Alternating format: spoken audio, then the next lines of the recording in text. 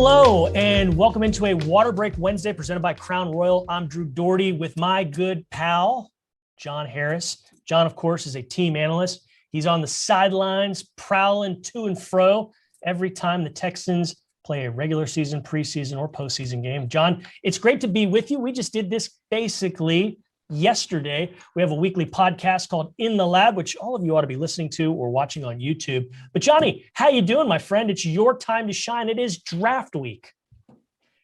Yeah, it's definitely that time of year that I love. I love this opportunity. I also love when it's over because it's about 18 months of work to kind of get to this point. And I just want to make sure that every player I was supposed to have studied, I studied.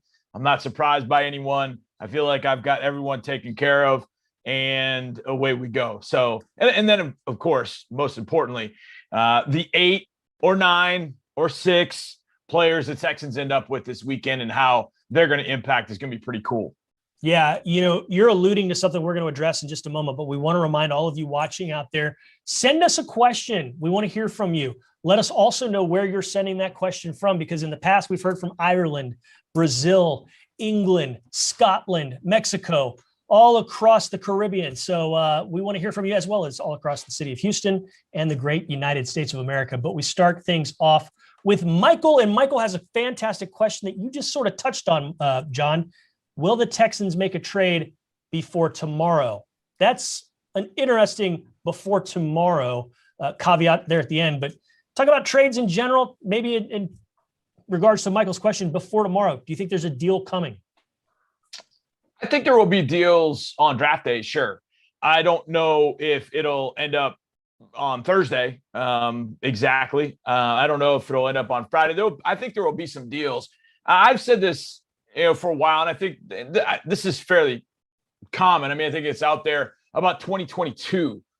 And I know everybody's like, wait, this is 2021. Yeah, but 2022, we're going to have a more than full cupboard of draft prospects.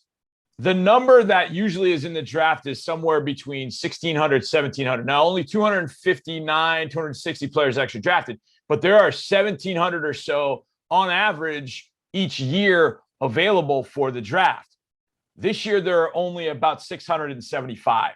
That's amazing. And that's because, the NCAA allowed players to go back for another season as a senior, a super senior. And Drew, I'll give you an example using your alma mater. The other day, I was watching a corner prospect named Brandon Stevens, and I really like him. As I'm watching the game, I see his linebacker, number 3, and he keeps making plays. I'm like, dang it, who is this? Did I miss this guy? What's going on? And I realize, okay, his name's Delano Robinson. I find he's a senior. I'm like, oh, man. So now I've got to check, okay, did he declare, even though he's a senior? Did he declare for that draft? No, he decided to go back to SMU for his super senior year. And a lot of players did that. I can think of 3 or 4 Aggies from Texas A&M that went back that I know would have been drafted. So I think there are some teams looking at it saying, look, 2022 might be our best option. How that relates to trades is you may work a deal and say, I want a pick for next year, or I want a couple picks for next year. So I'll give up one of my picks in 2021 to get maybe a couple in 2022.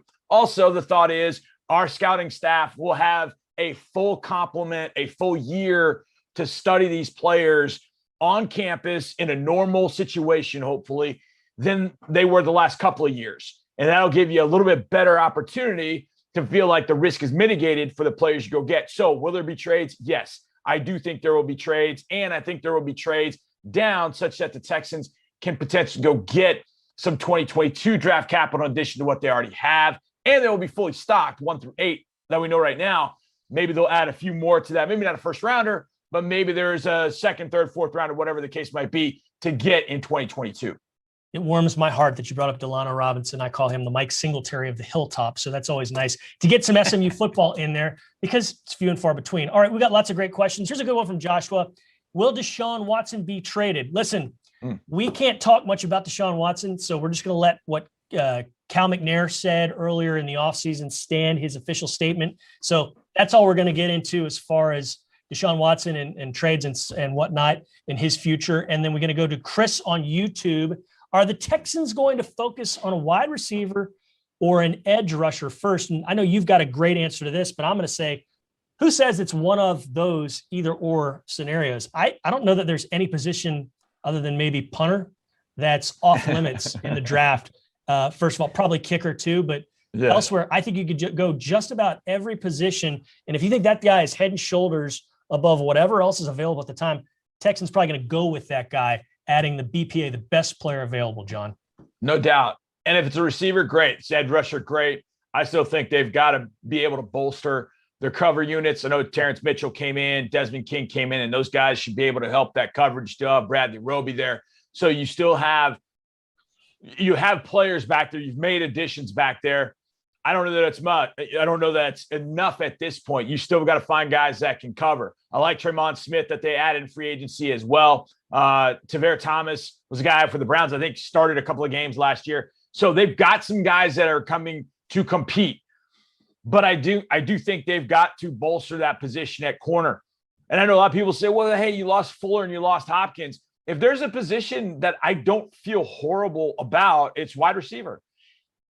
Also, this wide receiver class is jacked full of receivers.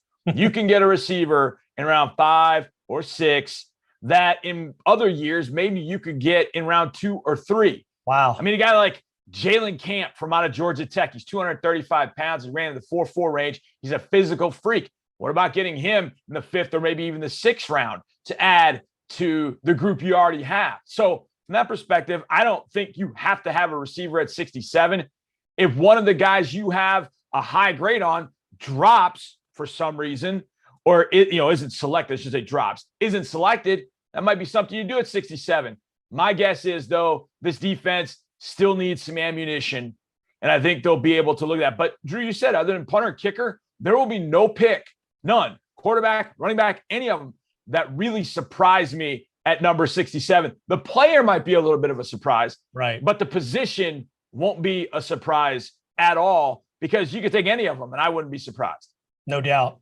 Okay, this one comes from Adam. He is the pride of Trinity University out of San Antonio. So yes, go Trinity. And he wants to know, who are a couple guys that you think are this year's Justin Reed of the draft? And for those of you who don't really understand the concept, a couple years back, 2018, make it 3-4 years back, 2018, Justin Reed was projected by some to be a second round, even maybe a late first round pick. He was available for the Texans in the 3rd when they did not have a first or second that year. So it's a natural comparison. It's a logical question. It's a good question. What do you think? Who are a few Justin Reeds? And I don't think he's meaning to limit it just to the safety spot on this question, John.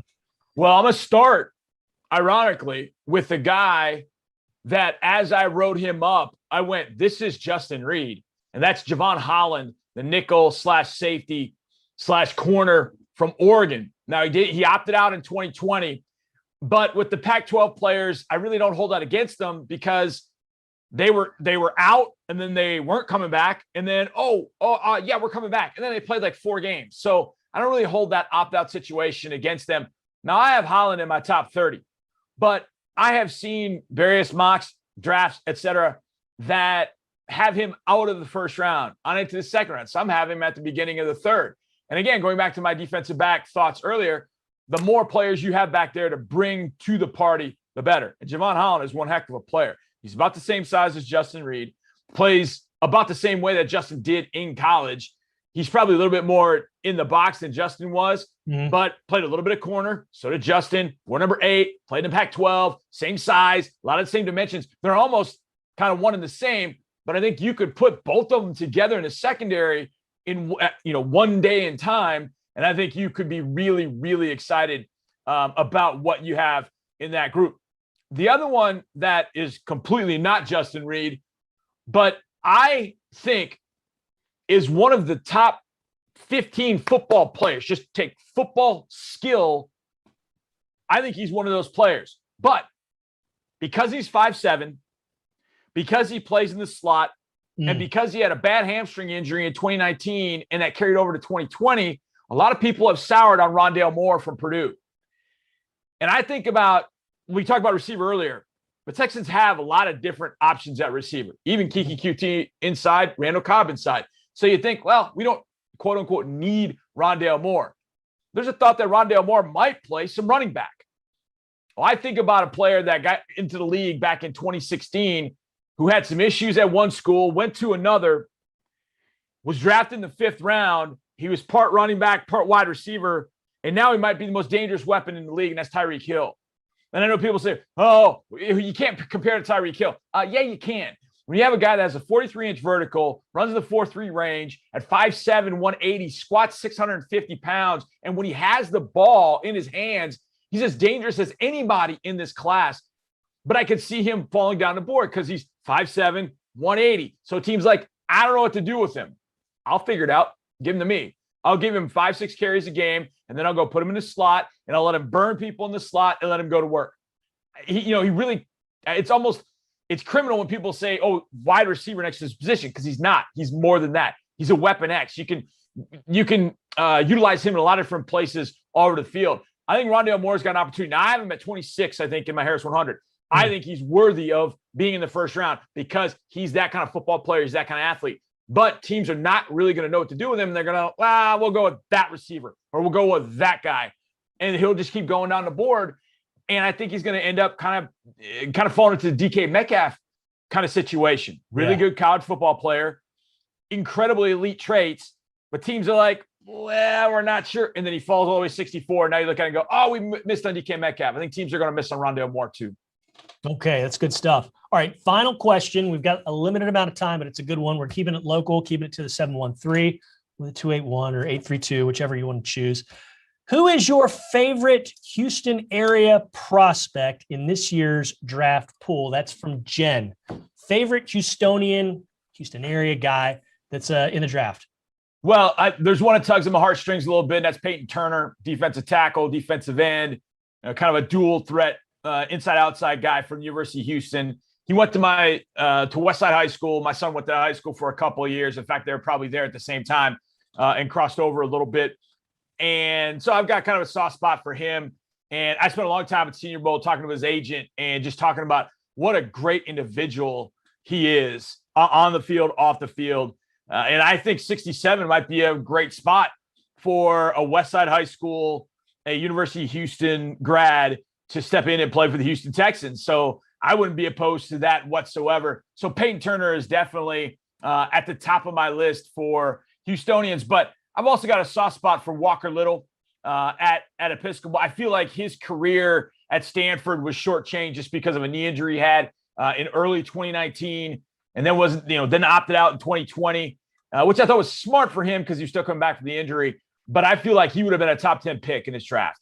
In fact, I don't think there's any question about it. I think Walker Little would have been that guy, but the injuries really kind of set him back. I think he's due for a great career, and I'll be cheering for him. And, of course, Jalen Waddle, who both went to Episcopal a few years ago. Waddle's will be a top 10 pick, but Walker Little was just shortchanged. So I'm cheering for him, and hopefully he finds a good spot where he can be a player for the next decade. John, I'm so old enough, I can remember squinting into the sun, sweating my brains out at a morning Texans training camp practice or 2 or 3 or 4 and seeing this massive kid over on the sideline just watching practice. That was Walker Little early in his high school career. So it was about 4, 5, 6, 7 years ago. So good luck to Walker. Good luck to all these kiddos from the Houston area and, all around that are trying to get drafted and take that next step in their dream career. All right, you and I are going to be back at it tomorrow night before the first round of the draft. Yeah, we know the Texans aren't picking in the first, but we still got a lot to discuss. There's going to be a lot that pertains to the Texans, even though they don't have a first round pick. We'll do it again Friday night when they are picking in the third round at 67 overall. We anticipate that pick happening around 8:45 p.m. So John and I will be up there about 4 or 5 hours ahead of that to get you set for the draft, and then we'll do it again Saturday morning. And again, you can watch the Texans draft recap, draft special Sunday night on ABC 13. Plus, we've got a Texans 360 wedged in there. And on top of all that, John, you're going to be covering it wall to wall from the very first pick to the very last on the radio, Texans radio. You, Mark Vandermeer, Andre Ware, and a host of other greats from Sports Radio 610. I imagine Sean Pendergast will get mixed in. So it's going to be a lot of fun. I know you're pumped for it as well. Yeah, no doubt. Hopefully everybody will tune in to everything we've got working, and we'll try and give you as much knowledge about this class as we possibly can. So I'm looking forward to that. I feel as prepared about this draft class as any other. So we're ready to go. And And hopefully, pick 67 comes around and we can talk about a future Texan on Friday night. If not, that's okay. It's just the way this business, this game, if you will, goes with the draft. But that's what makes it fun. It's exciting. Let's unwrap the presents. Let's go. I'm in. All right. Special thanks to Amanda Caffey and Tyler Marcotte for putting this whole thing together behind the scenes. For John, I'm Drew. We'll see you next time. Until then, go Texans.